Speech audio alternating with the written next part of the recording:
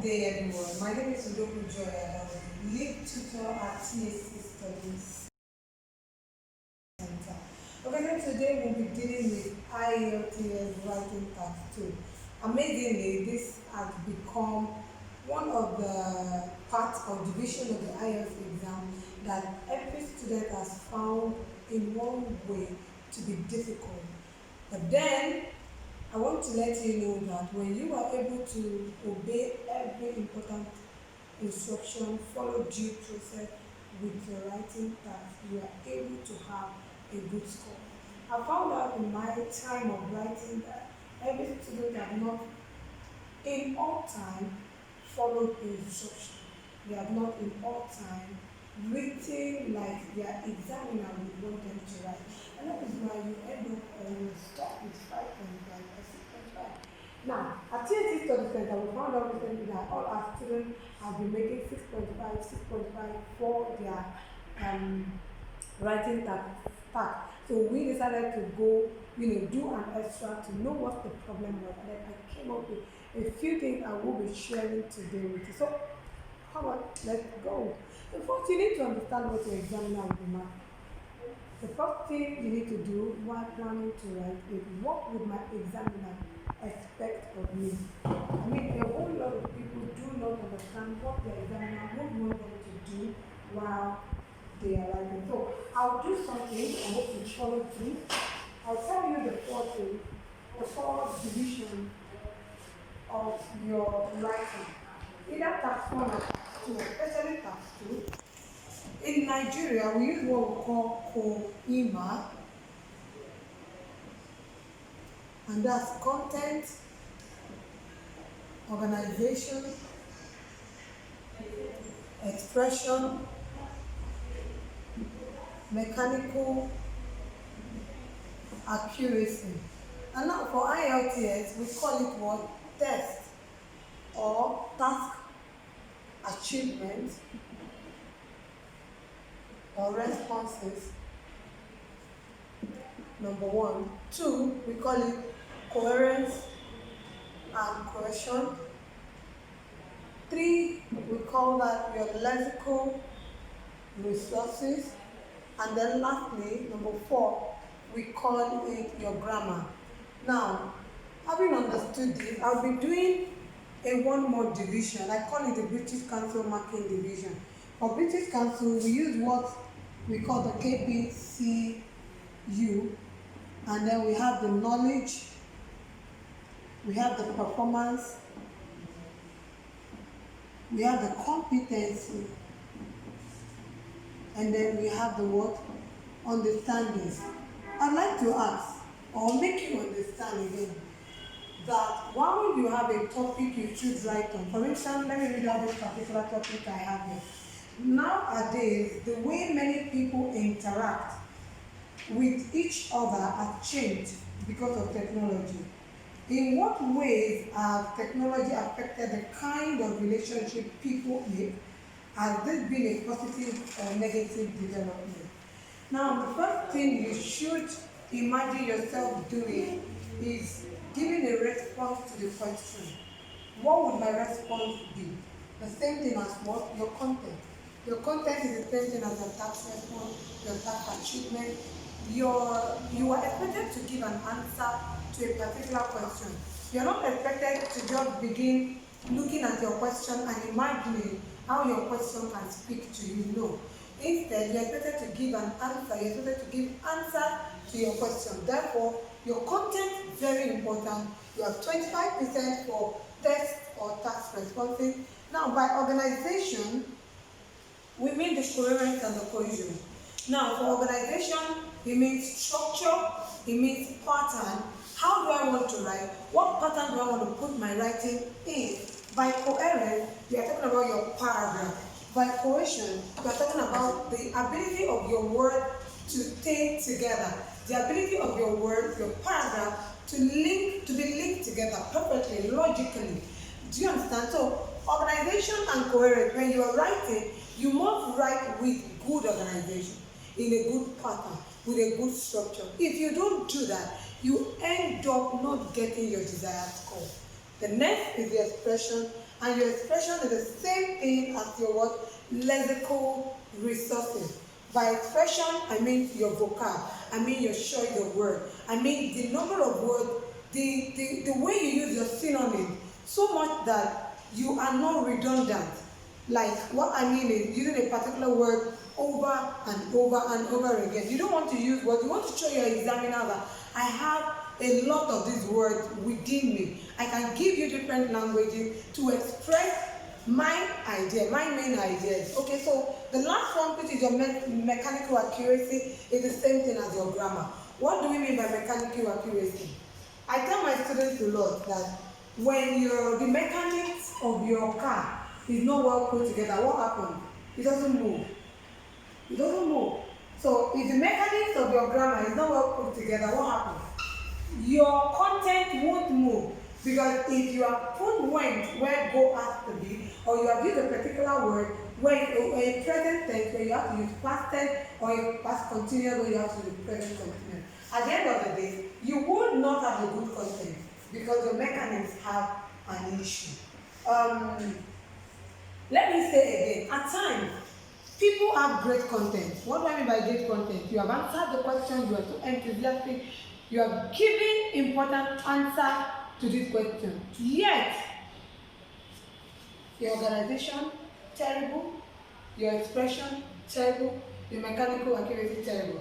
You end up having 4.5 because your examiner would not be able to explain your, what do I call it? They will not be able to explain how much of your words you're able to put together, how logical your answers are becoming over time.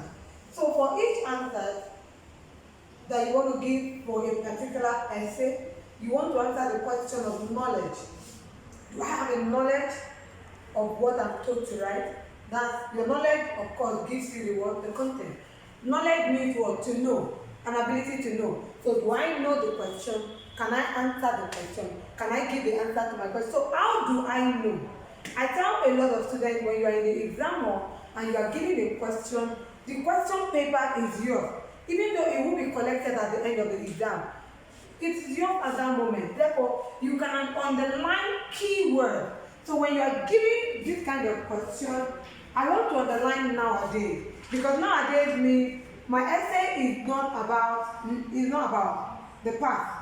It's not about the future. It's talking about now. So nowadays, the way many people, not some people, many people interact, talk, okay, with one another has changed because of what? Technology. When I look at the key word I can get here is what? Nowadays, many people interact and what? Technology. It means my answer would of course have to show a relationship between what is happening now, between many people, their relationship, and of course how technology has affected such relationship.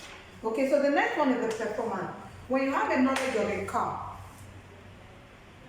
the car has to perform when you put in the right, you put in your the key where you have to add the key so you can start the car appropriately. Now, if you don't have a knowledge of the car, you would think a car could pass for a cupboard. Maybe you could decide to sit on it. For instance, let's take for instance the table. What's the function of the table? For you to place things and not to sit. But the chair is for you to do what? To sit. So having this knowledge, it will be wrong then to go sit on my table. But then it is appropriate that I sit on my table and have my stuff on my what? Table. Okay, so if I am found sitting on this table, it means I do not have the knowledge of the usage for this. Another instance is the refrigerator. The refrigerator looks like a table or something you can sit on. And so you find somebody sitting on the refrigerator, what would you tell the person? Don't sit there, that's not for sitting. Because you have a knowledge of what that is. So having a knowledge of it helps you do what? Perform. And that is why we talk about your organization and coherence as your ability to what? Perform. Your ability to put structures in place.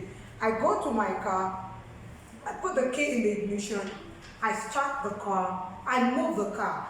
There is an arrangement. There is a logical arrangement to moving the car from my garage to the road. Okay, so I don't just get there and believe I have to push my car. I only push when something is wrong, when the mechanics of my car is wrong. Okay, so the next one is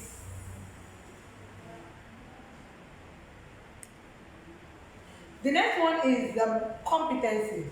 So when we talk about competency, we are talking about, do you know how to do, your ability to do something, your ability to put that thing into work.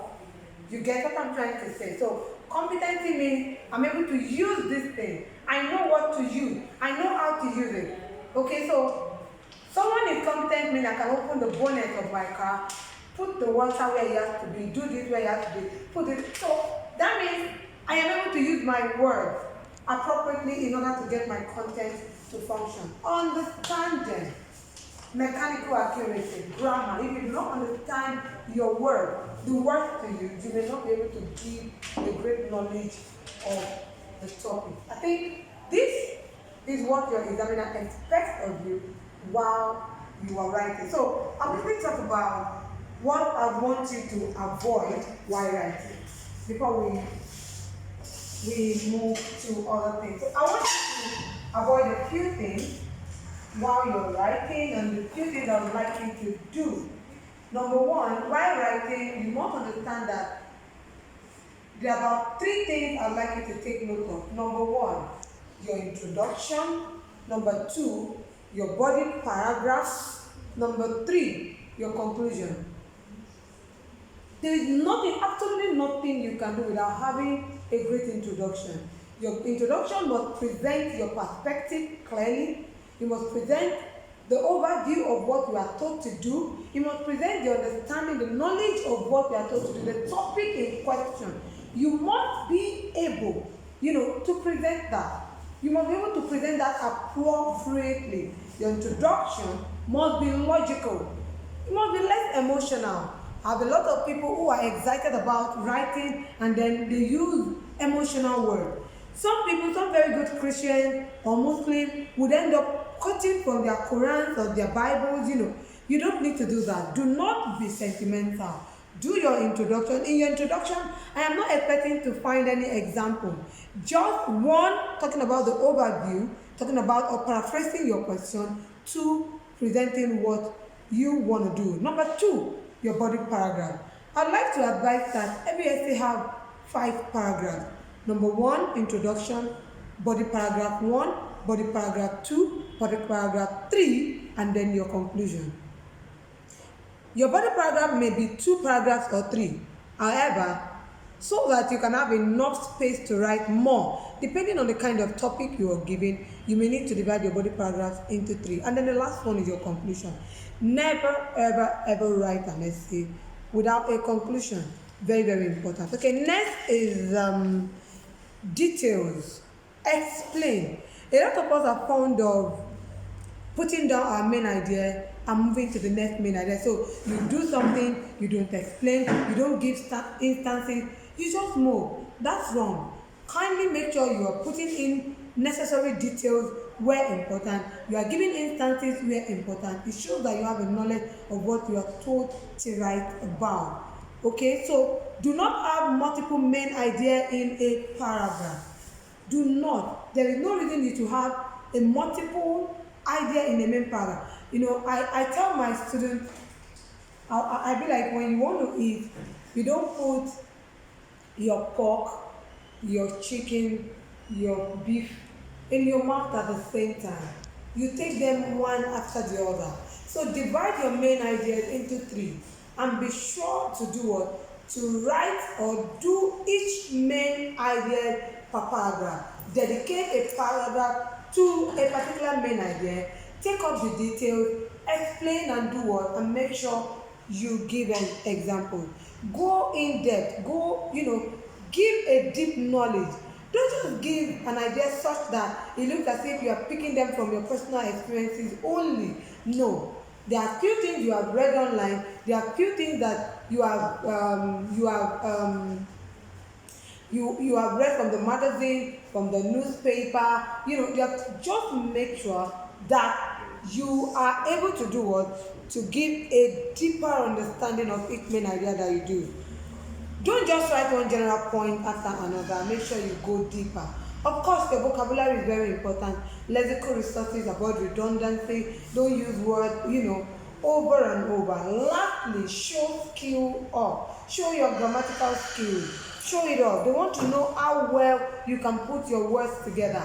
Show that. Help the reader understand the main ideas of your work. Help them get to know that you know what you are doing, not that you don't know what you're doing. So avoid copying language from the question prompt. Avoid copying language from the question prompt. If I were you, I would love to do what? To work on paraphrasing a particular different languages from my prompt rather than writing them all over. So, okay, very quickly, I'd like to go on a break for 1 minute and then I'll be back to continue from where I stopped. Welcome back. So I was talking about a few things that you should not do and you should do. And so I spoke about the fact that you should avoid copying language from your question prompt. Avoid writing out your question word for word. A few times people would feel like, I'm going to be stuck. I don't even know the topic they are going to be giving me. I don't know if I will be able to quickly come up with few things or the other. That is why you are in the class. That is why you are learning with us at THT Study Center, so that you will be able to learn ahead how to put your words together, how to use your synonyms, how not to copy all of the phrases, how you can employ synonyms to present your topic in varying and different ways. Okay, so number two, again, not number two, another one is, some of us do not answer our questions completely. Let's go back to this question. Number one, it says, nowadays, the way many people interact with one another has changed because of technology. That's, the topic is trying to tell you that there's a problem. People are affected by technology. So, there are two ways to it. People are affected. The other part says people are not affected. So, question one, in what ways has technology affected the kind of relationship people make? Two, has this been a positive or negative development? A few times, we make the error that a lot of people only answer the question of the way many people interact with one another has changed because of technology. And that's it. They forget the other part where it says, in what way has technology affected the kind of relationship? They forget the fact that there is a positive or negative development question. I don't know if I'm making sense to you. So, it's important that you answer all of your questions. Next, your body paragraph. Please make sure your body paragraphs are focused and clear. They are organized and logical. You are not giving just your perspective, you are giving a general perspective. I usually tell my students at THT Study Center that many times you need to cast your mind to your projects. What we wrote while we were at the university that we call our term project. Now, how do you do your term project? And how many chapters does your term project have? There are 5 chapters. The first one is usually the introduction. The second one is usually what we call the literature review. The third one is usually what we call something about summaries, summations and summary. Such is your fourth, and then the fifth is your what? Conclusion. So, having this in mind, I need you to do what? Have that understanding, go into the exam hall and write your essay as though you want to present a term paper. Do not write your exam as though you are presenting an emotional argument, because an emotional argument will not give you your desired score. I tell you what, having a one-on-one contact with our students has helped us a lot know where their weaknesses are. Again, I know you can have 21 ways to doing your IELTS right, but then you cannot mark your writings yourself. So you need to affiliate, you need to find a good center that knows about IELTS exam, and so that they can mark your exam. They can mark your practices and give you the things you need to know. So do not allow your body paragraph to ward off. Don't go off the focus. For instance, we are talking about the relationship and how technology has affected relationship. Instead, individual people begin to feel like they need to talk about marketing relationship, they need to talk about communicating relationship. No. Focus on your question. Do not be carried away. Okay, now the question becomes, how do I write my introduction? How do I write my body paragraph? And how do I write my conclusion? Now let me give us this. For your introduction, number one, you need to paraphrase your task. What do I do with my introduction? Give a general overview. No, give a general idea or state an overview of a given topic. For this pattern, there are two things involved. You want to ask yourself, what's my topic about? If you are able to pinpoint two things, two languages that indicate the topic in itself, that all of the topic boils down to, you can give a general idea about it. You can give an overview as it surrounds that particular topic.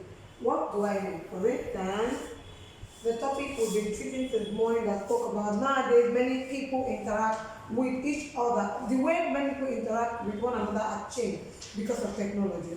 So if I'm to pick two things, I want to pick people interact and I want to pick technology. What do I mean by people interact? I mean relationships. So I want to talk about how technology has affected relationship in recent times. That's what the overview will be about. So let's say I wrote something about this.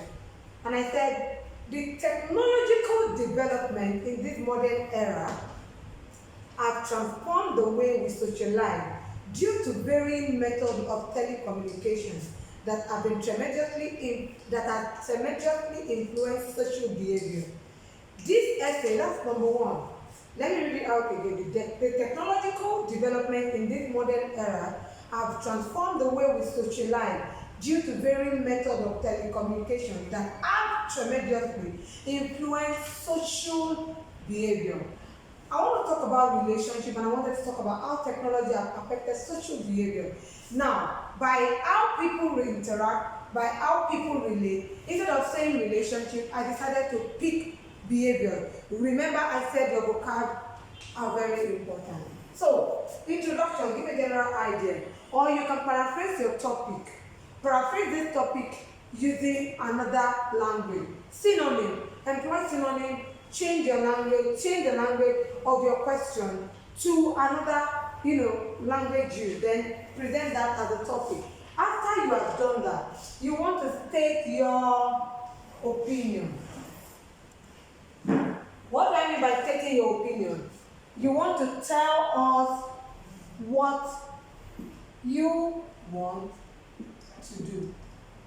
So, the question within your introduction that IELTS wants you to answer is, number one, what do I want to do? Number one, what does IELTS want me to do? Number two, what do I want to do? So, the second part here, I said, this essay, now I want to tell you what I want to do. Okay, this essay will review how they have affected the way people relate to each other, as well as state if the development has been positive or negative. Remember what the questions say. Number one, in what way has technology affected this kind of relationship? Number two, has this been positive or negative? So the introduction must capture the idea of your topic. Must be able to tell your examiner what you want to do. Very, very important. The most important thing to do with your essay is get your introduction right. Okay, so having said that, let's go to what you should do with each paragraph. Now, for each paragraph, you want to state a main idea. Okay? You want to explain why. You want to give example. You want to summarize paragraph. You want to state opinion. You want to explain why. I tell my students the whole lot, before you start writing, do make sure you plan. What do we mean by planning? You want to brainstorm. You want to write an outline. This outline will help you realize that you want to I want to do 3 separate main ideas for this topic. And when I have my 3 separate main ideas, this is how I want it to be. I'm going to start with this, I'm going to go to this, I'm going to go to... So, for each body paragraph, remember I said you can have 2 or 3 body paragraphs. So, for each body paragraph, you must take a position, you must explain why that position, you must give an example, and then you must summarize your paragraph. Now, let me read what I have here.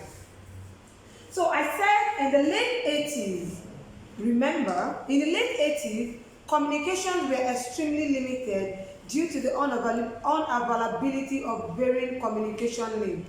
Prevalent in those times were writing letters or holding face-to-face communication. Therefore, it was possible to be acquainted with new faces either by meeting them personally or being introduced by families and friends. Body paragraph 1. Body paragraph 2. However, substantial technological progress has happened in recent years through the use of smartphones and internet that can be used by offline methods like email or by outline protocols like chatting applications, for example, social network programs like Facebook, and all of those. Then my 3rd paragraph, I said, nonetheless. Now, what would you have noticed that I did with each of my essays? I employed the use of discourse markers. If you are going to be able to move from a paragraph to another, employ the use of what? Discourse markers. However, furthermore, on one hand, on the other hand, nevertheless, although, it shows that there is a point you want to make. When I say although, my examiner wants to sit right and listen. When I say on one hand, she wants to look at it. When I say on the other hand, she wants to do what? Understand what I want to do there. That is what your body paragraph must capture. And then lastly, you want to say your conclusion. When you are doing your conclusion, make sure that your conclusion restates the topic. When it restates the topic, it gives a final thought. One of the things I found out with many of my students when they come first, especially when we give them the entrance exam, we find out that they just summarize. And for us, for IELTS, you are not expected to just summarize. You are expected to give a final thought. You are expected to give a conclusion, to give what I call a recommendation. You are expected to give what I call a solution. So don't just be there talking about your summary, starting all over, restating your point. No, do make sure you give a final thought. Now for this topic, I have a final thought here. I said, in conclusion, contemplating the pros and cons of this phenomenon simultaneously, it's true that technology usages enable people to keep in touch with people who live in different places. However, it is not capable of providing a sense of feeling as well as direct communication. Humankind may need to address this issue in favor of civilization, hence projecting the positive in the long run. This is what I have for my conclusion. Now, let me read from a popular lecture I always follow. For instance, we have the government investment in the visual arts. The kind you commonly see in all art galleries is a waste of money. Government must invest this money in public services instead. To what extent do you agree with this statement? Let me start by making sure you understand that there are different IELTS essays. We have the argumentative essay, just like this, that would tell you, that would ask you, to what extent do you agree or disagree? There is the opinion essay that would ask you to do what? To discuss both sides of the argument and give your opinion. And there is a discussion essay that will tell you to talk about this and that, just like this. It will just give you the topic to talk about. And then you're expected to go and talk about them, write about them. 1, please make sure you are logical. Don't be sentimental and don't be emotional. So aim to write logically. So sentence 1, you want to paraphrase, you want to state your opinion, you want to give an essay overview. In your paragraph, you want to state your opinion. For instance, you want to say, on the one hand, spending a significant amount of government budget on public services is beneficial for the society. And you want to explain why. Providing for basic amenities such as hospitals, roads, and schools help to determine the quality of life that most citizens will have. You want to give an academic example. Don't give an example from anywhere. Don't just pick your example from your life experience. Try as much as possible to give an academic example. So, to back up your idea, for example, a recent survey by Education Today shows that countries that have spent more on schools have a population that is higher in literacy by 65% compared to those that dedicate no money to education. And then you summarize the paragraph, showing how your example links with your idea. And then it means, therefore, it is apparent that spending on public services is a worthwhile investment.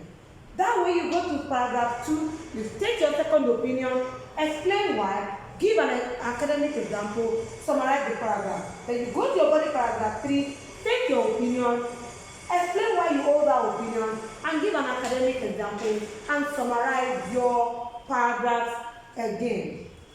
And then lastly, you go to your conclusion. Remember, there are no good essays without conclusions. You must give great conclusions. So, summarize your essay. Please stick to, in conclusion, to sum up. Consequently, don't use any other thing. I tell students here, leave it as in conclusion. Then followed by an overall summary of what you have just written.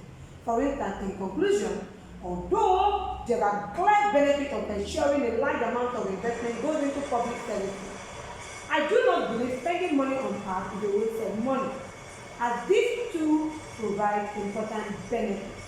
Give a final thought, give a solution, give a recommendation. For example, you can say, in the future, government should consider budgeting for both. Having this in mind and many more, and writing as much essay as you can think about will help you top your IELTS writing aptitude. Again, remember to come to TSC Study Center at opposite Bollard Event Center at Elewure Roundabout, Ibadan. We run online and offline platform, and we can also help you mark every of your essays so that we can correct every needed grammar error. Like, we can weed out your errors so that you can have a good essay at the end of time. We have great results, we have a great students, and we are proud to be running what we are running because it gives you the best at the end of the day. At TSC Study Center, your success is our success. I remain Udoku Joy, that will be lead tutor at TSC Study Center. Till we meet again. Bye.